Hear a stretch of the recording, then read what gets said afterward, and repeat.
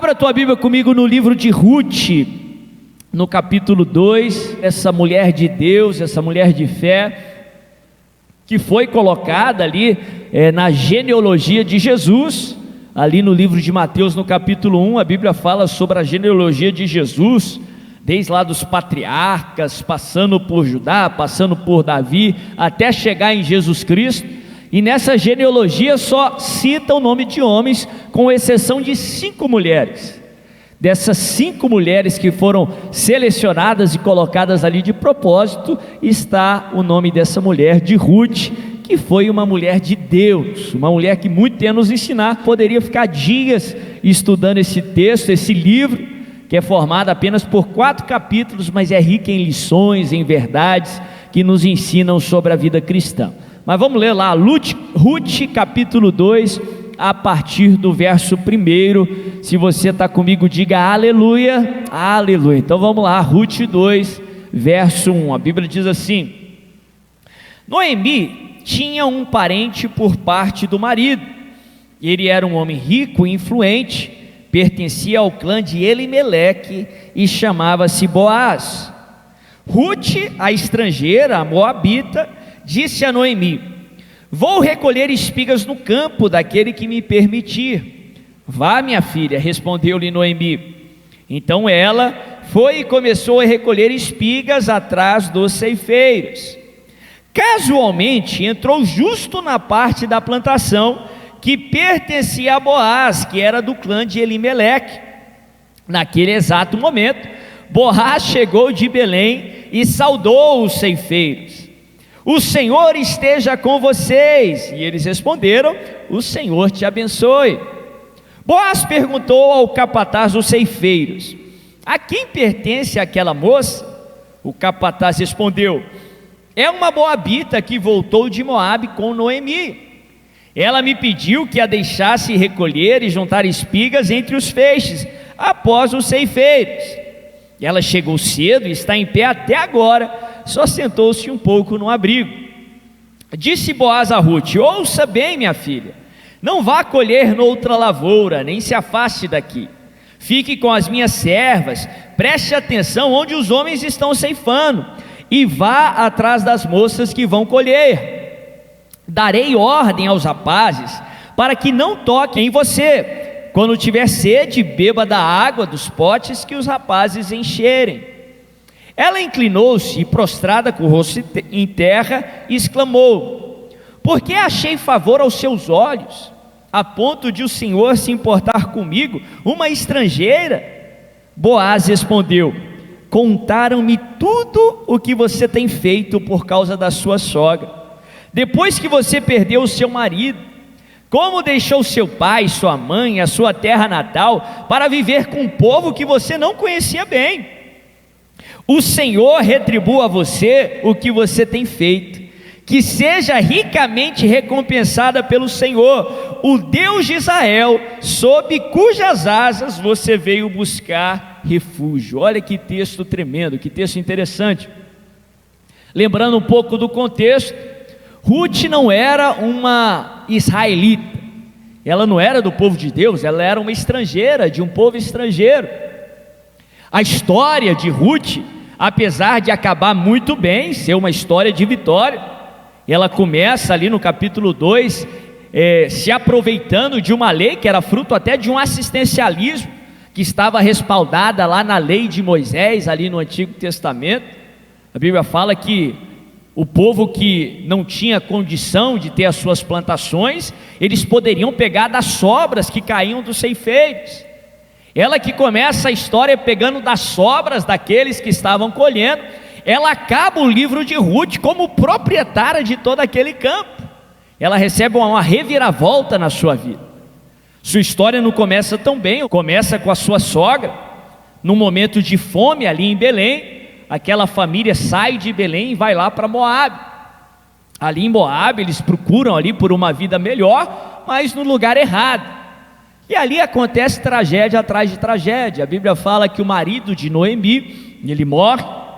Depois disso, os seus filhos, Malom e Quilion, tomam para si 2 esposas, aí que a Bíblia introduz o nome de Ruth e a sua concunhada, a esposa do seu cunhado, que era chamada órfã. Mas passado algum tempo, os dois também morrem, e aquela família experimenta 3 grandes tragédias. E a Bíblia fala que Noemi, ela decide em seu coração voltar para Belém, que era a sua terra natal, a terra no qual ela nunca deveria ter saído. E a Bíblia fala que ela tenta se despedir das suas 2 noras. Uma delas aceita ali aquele pedido dela para voltar para Moabe. Órfã deixa Noemi, mas a Bíblia fala que Ruth não. Ela permanece fiel à sua sogra. Ela permanece fiel a Noemi. Ainda que ela não tivesse mais ali uma conexão, ela não era mais casada com o filho de Noemi, porque o filho tinha morrido. Ela decide permanecer fiel à sua sogra. Não só isso, a Bíblia fala que ela fala uma frase muito bonita ali para Noemi. Ela diz assim: não, eu não te deixarei, mas a partir de hoje o seu povo será meu povo, o seu Deus será o meu Deus. Que Deus me castigue se um dia eu me apartar de ti, a não ser pela morte. E a Bíblia fala que ela volta para Belém com Noemi, a sua sogra. Interessante que no diálogo de Boaz com Ruth, foi justamente o que chamou a atenção de Boaz em Ruth, a sua fidelidade para com a sua sogra. Olha que tremendo, porque a palavra de Deus nos dá mais respaldo sobre isso. Aprendemos na palavra de Deus que há 2 coisas aqui na terra que o ser humano pode fazer, que literalmente tocam o coração de Deus, que movem a mão de Deus. 2 ações muito importantes para a vida cristã. Uma delas é a fé. Hebreus 11:6 nos ensina que sem fé é impossível agradar a Deus. É através da fé que nós tocamos o coração de Deus. E a segunda ação, que é completamente ligada à fé, se chama fidelidade. Fala comigo, fidelidade. A sua fidelidade toca o coração de Deus. Quando você é fiel à palavra do Senhor, você está semeando a sua fidelidade. A Bíblia fala: com a mesma medida com que medirmos, nós seremos medidos. Quando você é fiel à palavra do Senhor, você colhe da fidelidade do Senhor. A Bíblia fala que elas decidem voltar ali para Belém, e agora ela era viúva, tinha perdido praticamente tudo, porque Elimeleque, o seu marido, havia morrido, seus filhos haviam morrido. E a Bíblia fala que Ruth permanece fiel ali à sua sogra, e ela faz às vezes de uma filha, ela que luta ali para prover algo para sua sogra. E a Bíblia fala que ela vai ali até os campos, era a época da colheita ali em Belém, e ela começa a pegar dos restos ali que sobravam dos ceifeiros. Ela vai ali para um campo, para um lugar, para uma colheita que ela não havia plantado. Olha que tremendo. Numa estação muito difícil, ela coincidentemente, o texto coloca a expressão casualmente, ela vai ali para o campo, finalmente ela vai ali para o campo de Boaz, para uma colheita na qual ela não havia plantado, que ali ela pega ali dos seus feixes. Em nome de Jesus, eu quero declarar isso sobre a sua vida. Deus vai te levar a colheitas que você não plantou. Deus vai te levar a receber, a colher colheitas que são maiores do que aquilo que você está esperando, em nome de Jesus. Deus vai te conduzir para os lugares certos, que Ele vai te dar porções abundantes, em nome de Jesus. E ali naquele campo novo, a Bíblia fala que ela vai atrás dos ceifeiros. Aqui aprendemos uma lição muito importante, porque os ceifeiros eram aqueles que estavam indo adiante dela, que tinham experiência naquele campo, provavelmente foram aqueles que haviam plantado. Aqui aprendemos um princípio muito importante para a vida cristã, se você quer experimentar o cumprimento das promessas do Senhor nas suas vidas. Siga os ceifeiros, siga os ceifeiros, pessoas que foram antes de você, pessoas que já lutaram batalhas e venceram. Os ceifeiros aqui representam sim autoridades espirituais, pessoas que estão um pouco adiante de nós na caminhada da fé. Se você quer experimentar a colheita que Deus tem para a sua vida, siga os ceifeiros que Deus colocou adiante de você, em nome de Jesus. Isso vai evitar com que você demurre em ponta de faca, perca tempo, em nome de Jesus. Você vai ali para as direções, para os caminhos que eles começaram a trilhar. Aí você vai receber a colheita mais rápido do que você receberia se não estivesse seguindo os ceifeiros. Interessante que esse conceito de autoridade espiritual é explorado em todo o livro de Ruth. Noemi não era a mãe biológica de Ruth, Noemi era uma figura de uma autoridade espiritual. Alguém que foi colocada por Deus ali na vida de Ruth, que foi uma bênção para a vida de Ruth. Alguém que trouxe direções certas nos momentos certos. Alguém que disse para ela, não vai nesse lugar, vai naquele lugar. Alguém que foi instruída pelo Espírito Santo, ou usada pelo Espírito Santo para abençoar Ruth. E a Bíblia fala que a fidelidade de Ruth para com Noemi, que foi diferencial para que Deus a abençoasse através de Boaz. É importante que você siga os ceifeiros que Deus colocou adiante de você.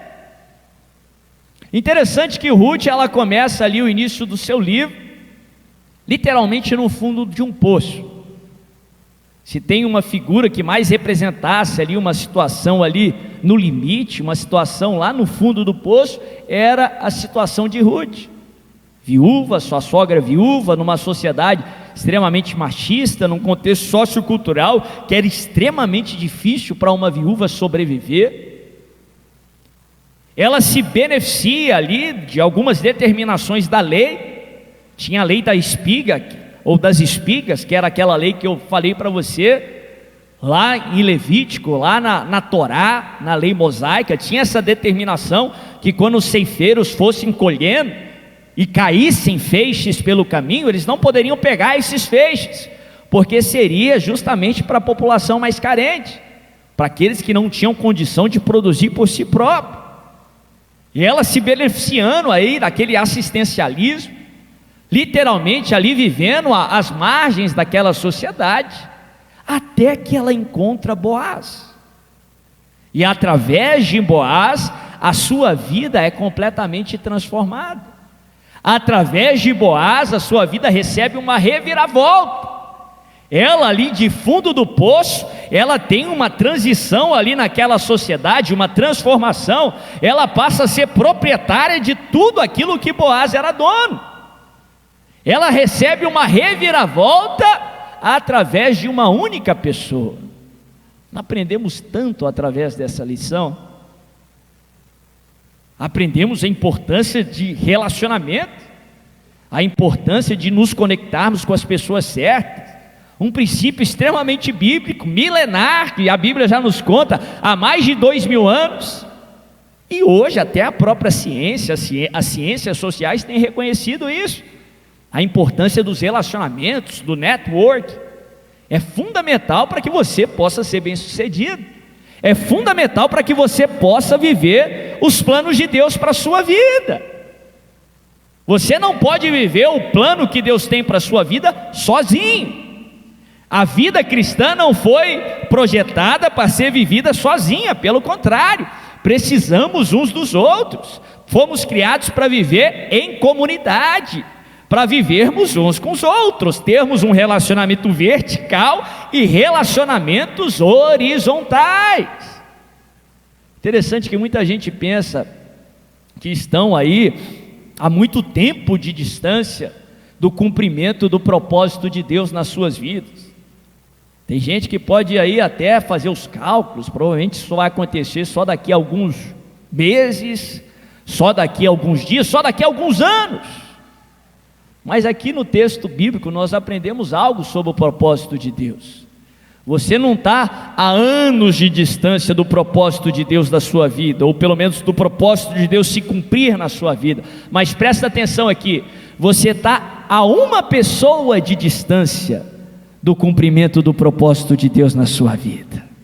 Você pode estar lá no fundo do poço, mas basta você encontrar um Boaz, Basta Deus levantar a pessoa certa, que a tua vida recebe uma reviravolta, que você lá do fundo do poço, você deixa de ser cauda e passa a ser cabeça, em nome de Jesus, e a sua vida recebe aí uns 180 graus, em nome de Jesus.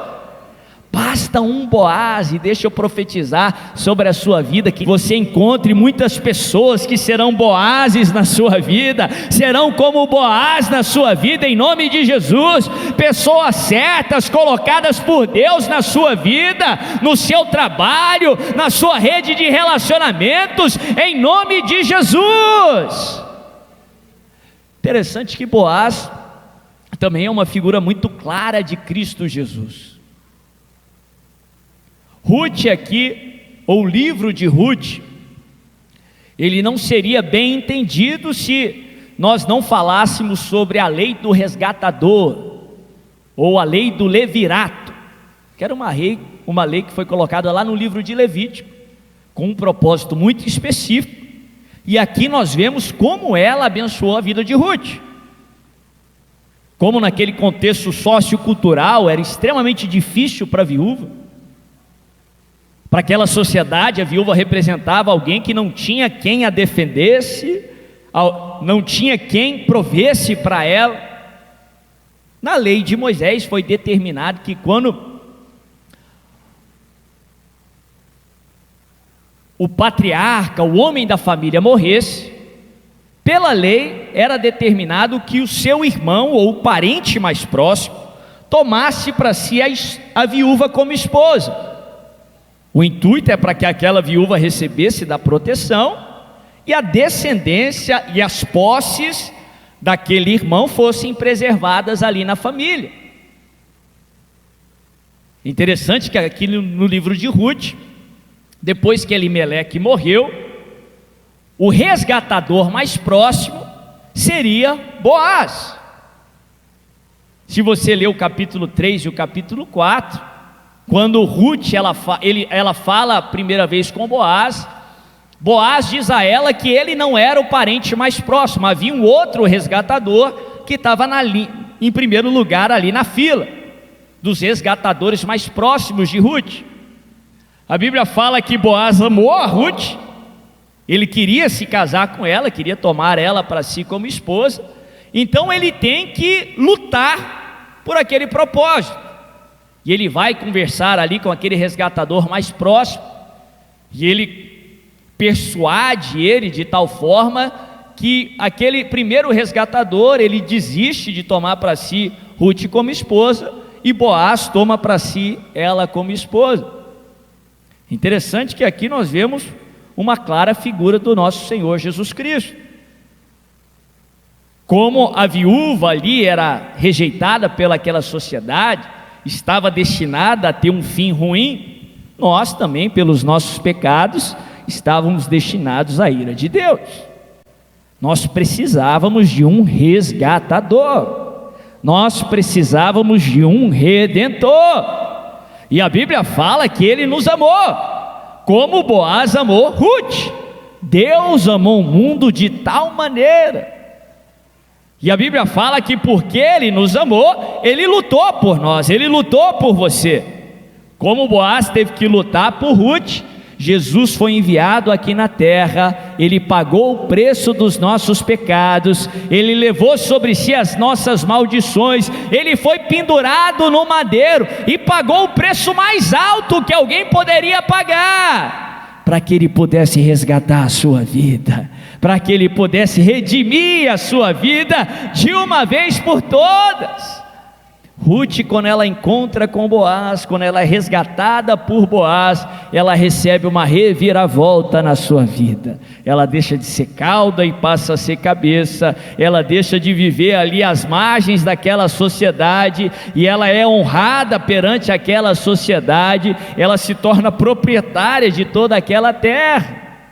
Da mesma forma, nós estávamos presos nas nossas transgressões, destinados à ira de Deus, mas Deus nos amou de tal maneira que Ele lutou por mim e por você, e Ele pagou um alto preço para dar uma reviravolta na sua vida, para te resgatar das trevas para a luz, para te tirar da cauda e fazer você cabeça em nome de Jesus, para te encher de honra e da alegria da sua salvação em nome de Jesus, amém?